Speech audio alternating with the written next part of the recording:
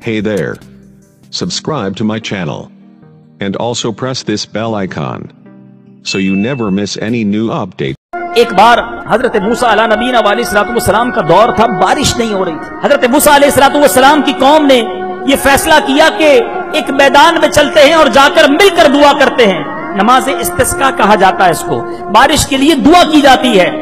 70,000 لوگ جمع ہو گئے میدان میں۔ حضرت موسیٰ علیہ السلام نے ہاتھ اٹھائے اور ساری قوم گر گڑا کر دعا کرنے لگی۔ پانی کو قطرہ نہیں تھا، لوگ پیاسے تھے، بارش نہ ہوئی۔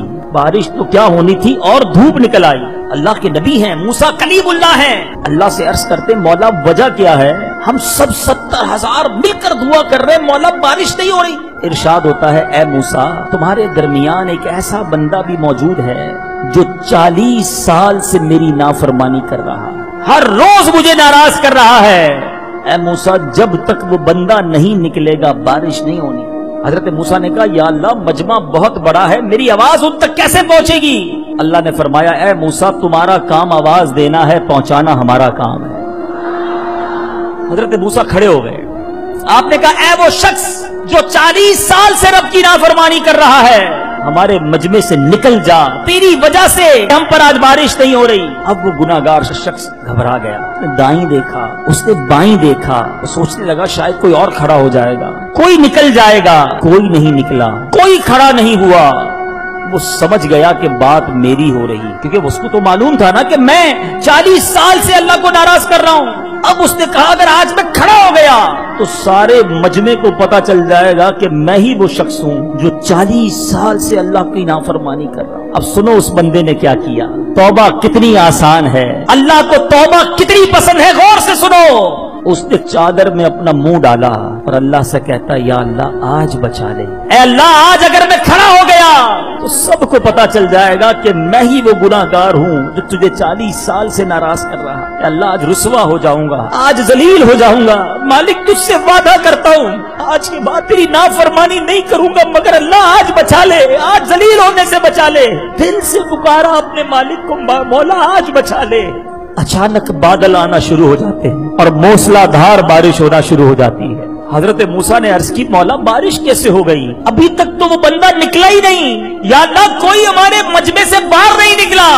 ارشاد باری ہوتا ہے اے موسیٰ اس بندے نے مجھ سے دوستی کر لی ہے، میں نے اسی کے سبب بارش برسا دی ہے۔ حضرت موسیٰ عرض کرتے مولا اب تو مجھے اس بندے سے ملا دے جو تیرا دوست بن گیا ہے، اے اللہ جو تیرے قریب آ گیا، جس کے سبب تو نے بارش برسائی، میں اس سے ملنا چاہتا ہوں۔ سنو میرے مالک کی کرم نوازی کیسی ہے۔ اللہ فرماتا ہے اے موسیٰ جب وہ گناہگار تھا تب میں نے اس کو لوگوں کے سامنے رسوا نہیں کیا، اب تو میرا دوست بن گیا ہے، میں کیسے تمہیں بتا دوں کہ وہ کون ہے؟ یہ ہے میرا مالک۔